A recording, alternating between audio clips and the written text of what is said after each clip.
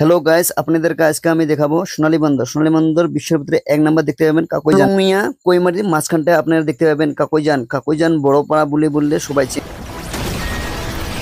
Welcome to কাকইজান festival park. পাই গেলাম আমি পার্কটার ভিতরে ঢুকতে দেখলাম কি সুন্দর একটা রাস্তা, আর এখানের ব্রিজটা কত সাজে পাড়ে তুলনো হয়েছে। দেখেন ছোট্ট একটা ঘর, কত উপরে আমি উঠলাম, কেমন লাগছে কমেন্টে ঘরটার উপরে উঠে আমার মনে হয় 2 তলা বিল্ডিং এর উপরে উঠে গাছের উপরে ঘরটা তুলনো হয়। পাহাড়ের মাঝে কত ভালো একটা ব্রিজ দিচ্ছে।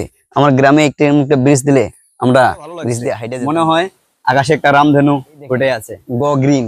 এই গ্রিনটা দেখা অনেক ভালো লাগে। শ্রী শিব মন্দির কাকইজানা রাভাপাড়া, এখানে আসছিলাম আমি সোনালী বন্দর দেখতে, কিন্তু দেখতে পারলাম অনেক বড় ঝর্ণা আছে, আমি যেতে পারলাম না।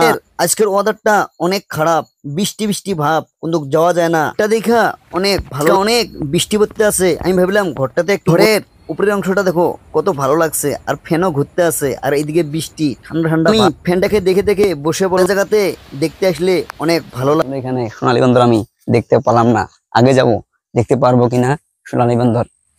অনেক জায়গা ঘুরলাম, আমি সোনালী বন্দর দেখতে পেলাম না।